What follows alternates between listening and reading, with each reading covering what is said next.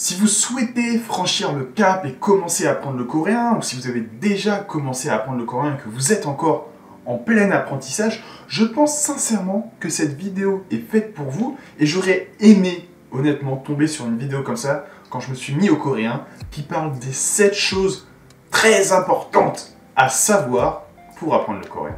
Il faut dire ce qu'il y a et du coup je vais commencer par le positif. Le coréen est une langue relativement simple et surtout qui est logique et tout comme la société coréenne basée sur le respect. Je vous expliquerai tout ça dans la vidéo, ne vous inquiétez pas. L'alphabet coréen, le Hangul, si vous imitez sérieusement, en moins d'une journée, vous le maîtrisez et vous pourrez commencer à apprendre vos premiers mots et vos premières phrases déjà toutes construites. Encore une fois, je le redis, le coréen est une langue plutôt simple, mais le diable se cache dans les détails.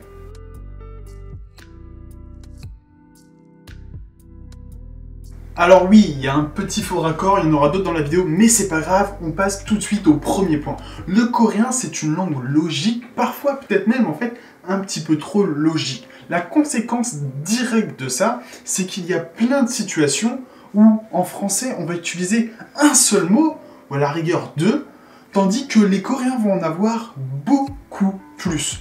Je vais prendre des exemples simples, vraiment très simples, qui sont des cas du quotidien. Pour cela, je vous propose de vous installer dans la salle de cours. Premier exemple du quotidien, nous allons utiliser les mots telo oda, telo kada, naoda, nakada. Deux veulent dire entrer, deux veulent dire sortir. Mais selon si la personne qui parle se trouve dedans ou dehors, on ne dit pas pareil. Ainsi, naoda et nakada vont être utilisés pour dire sortir ou rentrer lorsque la personne qui parle se trouve dedans. Comme je vous le disais, des choses comme ça, il y en a plein, il y en a vraiment plein. Vous voulez d'autres exemples? On va prendre par exemple kajo oda, apporter. Si tu viens avec un objet. C'est la fusion de deux autres verbes. Kajida, qui veut dire avoir, posséder, et oda, qui veut dire venir. Du coup, kajo oda s'utilise uniquement avec des objets. Si tu veux dire que tu apportes, que tu viens avec quelqu'un, dans ce cas-là, tu utilises Telio Oda. Parce que tu ne peux pas posséder quelqu'un. Ou alors tu finiras dans une de mes vidéos sur les pires criminels coréens. À toi de décider.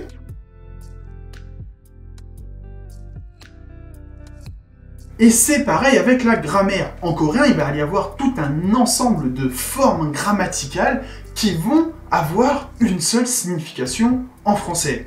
Je vais encore une fois vous donner un exemple du quotidien. Cet exemple est tout simplement et pour parler d'un ensemble d'actions qui se succèdent.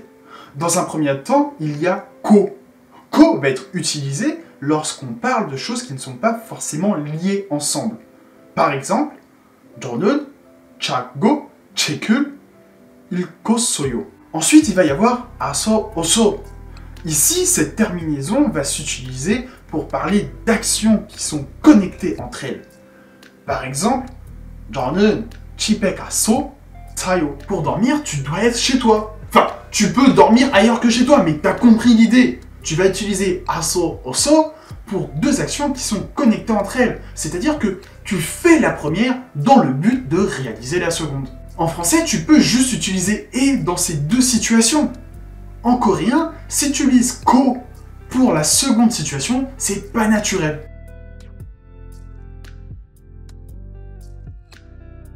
Vous avez intérêt à avoir bonne mémoire si vous voulez parler coréen. Parce que si tu vas parler à quelqu'un, tu es obligé de se souvenir de son prénom, de son nom, ou alors de sa position. Parce que tu peux pas utiliser no. No, c'est vraiment quand tu es proche de la personne. Tu vois, c'est comme oppa, onni. Tu vas utiliser ça seulement quand tu es proche de la personne. Tu peux pas utiliser tanshin non plus. C'est vrai que dans les livres, ils vous présentent tanshin comme une façon de dire tu, vous. Et techniquement, c'est pas faux. Mais c'est pas naturel du tout de l'utiliser. Tous les Coréens à qui j'ai parlé, ils me disent tanshin, oui, ça existe, mais on ne l'utilise pas. Du coup, vous devez vous rappeler des personnes que vous rencontrez. Si vous les voyez 1 ou 2 semaines après, vous devez les appeler par leur prénom avec shi à la fin. Romatyoshi, Shinenyanchi. Et si vous êtes dans un cadre professionnel, vous l'appellerez avec le nom de sa position. Put down name, par exemple. Donc, ayez une bonne mémoire. Travaillez-la dès maintenant si vous souhaitez communiquer avec des Coréens. Je sais plus trop pourquoi j'ai arrêté, il doit y avoir une raison débile du genre un jour j'ai oublié de le faire, puis ça m'est sorti de la tête et je l'ai plus jamais refait. Je pense sincèrement que c'est ça la raison. Mais pendant un temps, tous les jours, je mettais un mot de vocabulaire sur mon compte Instagram. Si ça vous dit, en fait, je vais reprendre ça avec cette vidéo. Maintenant, la vidéo, elle est sortie, là, tu vois. Maintenant, tous les jours, je vais republier un mot de vocabulaire sur mon compte Instagram. Donc, dans la description, il y a le lien. Si tu veux apprendre du vocabulaire coréen, n'hésite surtout pas à aller sur mon compte et à t'abonner. Et aussi, au passage, pendant qu'on est dans une petite interruption, je vous rappelle de vous abonner à la chaîne, d'activer la cloche pour rien rater. Je fais des vidéos qui parlent de la Corée du Sud, de la culture coréenne, de la langue coréenne aussi, des petits tips, tout ça, pour apprendre tout ça, tu vois, tu connais les bails. Et surtout, partage la vidéo, parce que je le dis tout le temps. Mais si tu aimes, d'autres personnes aimeront la vidéo, alors s'il te plaît, partage-la.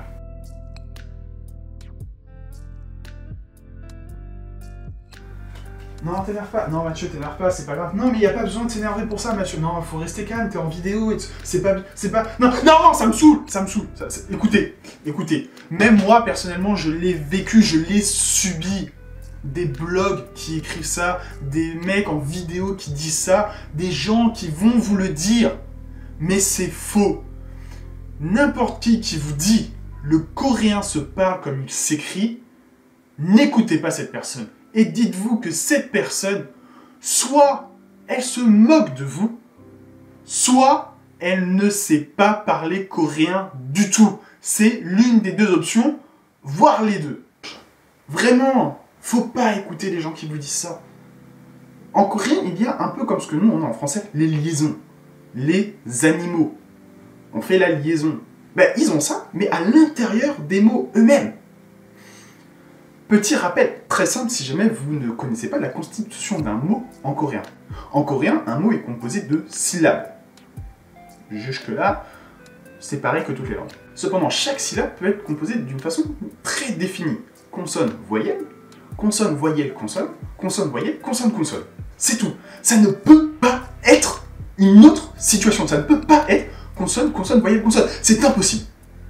Et ensuite, on enchaîne les syllabes pour former un mot. Souvent, ça va être 2, 3 syllabes. Ça peut monter plus, 4, 5, 6, mais c'est rare. Dans une syllabe, ce que vous voyez en bas, ça s'appelle la patine, la consonne du bas. Mais la patine, sa prononciation peut changer en fonction de la consonne qui se trouve en haut dans la syllabe d'après. Et la consonne qui se trouve en haut peut aussi dépendre de la patine de la syllabe d'avant. Par contre, il n'y a pas de liaison entre les mots. Mais c'est quand même un gros mindfuck. Donc si on prend un mot simple, le temps, shigan, il n'y a pas de patine. Du coup, gan va se prononcer comme il s'écrit. C'est vrai. Prenons maintenant un exemple où la prononciation change. Et c'est un mot pourtant du quotidien. Le mot manger. Mokta. Mok-da. Mais lorsqu'on le prononce, mokta. Je sais que la différence est très petite. Surtout pour nous, étrangers. Les Coréens voient une énorme différence. Ce sont deux lettres totalement différentes pour eux. Très honnêtement, même moi, surtout sur cela, je fais encore de temps en temps l'erreur. Donc c'est normal, vous allez galérer avec ça lors de votre apprentissage. Mais il faut faire très attention. Et surtout à faire très attention à bien faire les liaisons, les changements de prononciation de la patine ou autre, parce que tu peux très vite te retrouver à insulter des mères. Tu veux pas du tout, tu veux pas être méchant du tout, mais tu vas très vite te retrouver à insulter des mamans si tu fais pas gaffe. Donc, fais attention et apprends les changements de prononciation. Et bonne chance, hein! D'ailleurs, ça me fait penser, si vous êtes plusieurs à être intéressés, dites-le moi en commentaire, mais on peut, avec ma copine, préparer une vidéo sur la façon de bien prononcer toutes ces consonnes et les règles liées à la prononciation en coréen. Honnêtement, dites-moi en commentaire si ça vous intéresse, et si je vois qu'il y a vraiment plusieurs personnes qui sont intéressées, on pourra réfléchir à faire cette vidéo, à comment la structurer et vous la proposer.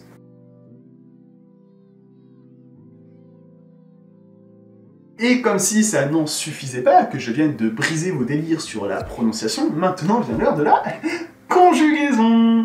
Bah oui, ah mais les mecs, hein, c'est le but de la vidéo, hein, je casse les mythes, hein, hop, bam, tous les préjugés, je les prends, je les sèche.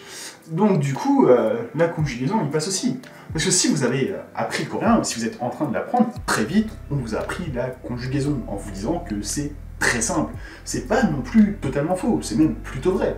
Il y a 3 façons de conjuguer en coréen, en fonction de la personne à qui vous vous adressez. C'est-à-dire que si vous vous adressez à un ami, si vous vous adressez à quelqu'un que vous respectez un peu, ou à quelqu'un que vous devez respecter beaucoup. C'est-à-dire que si vous parlez à un ami, mokta, ça devient mongo. Que ce soit je, tu, il, nous, vous, il, ça sera toujours mongo.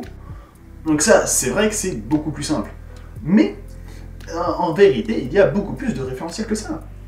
Alors c'est vrai que vous allez utiliser ces 3 référentiels si vous parlez au futur, au présent et au passé. C'est vrai.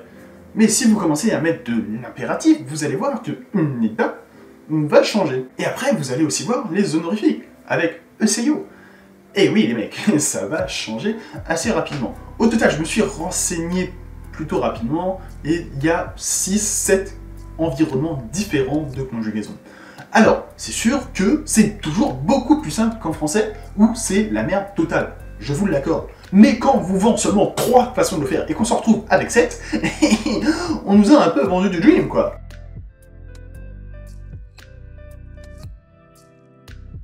Comme je l'ai dit, en coréen, si vous parlez à quelqu'un que vous devez respecter, donc dans un monde professionnel, les gens qui sont hiérarchiquement supérieurs à vous, et dans la vie de tous les jours, les gens qui sont plus vieux que vous, donc vos grands-parents par exemple, vous allez utiliser nida. Alors ça va changer un peu selon les contextes, selon ce que vous allez dire, vous allez utiliser un honorifique ou autre. Donc la personne à qui vous parlez en coréen est très important. En français, on a le vous, mais c'est vrai qu'on a un vous de plus en plus léger et on utilise de plus en plus tu. Moi par exemple, je tutoie ma chef, je tutoie le dirigeant de mon entreprise, je ne vous vois pas, et je ne vous verrai jamais. Je pense pas. En Corée, c'est pas possible. Mais attention, il y a même une subtilité. Il ne faut pas faire uniquement attention à la personne à qui vous parlez, mais à la personne aussi de qui vous parlez. Car même si la personne n'est pas là, vous allez devoir utiliser certaines terminaisons de conjugaison, comme on l'a vu au point précédent, mais aussi certains mots de vocabulaire. Eh oui, certains mots changent en fonction de la personne à qui ou de qui vous parlez. Je vais prendre un exemple simple. Quand vous comptez des personnes, vous utilisez myang, hanmyeon, tumyeon. Mais si ces personnes, vous devez les respecter, alors c'est poun. Encore une fois, hein, bonne chance dans votre apprentissage du vocabulaire coréen, et surtout des situations auxquelles vous devez l'appliquer.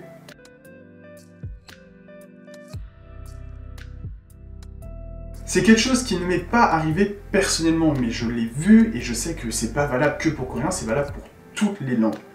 Partir en Corée ne vous fait pas parler coréen. Dit comme ça semble obvious et beaucoup d'entre vous, derrière votre écran, est en mode « Mais on le sait, petit con que tu es !» Oui, mais attention, on peut tomber dans le piège vraiment très facilement et très rapidement.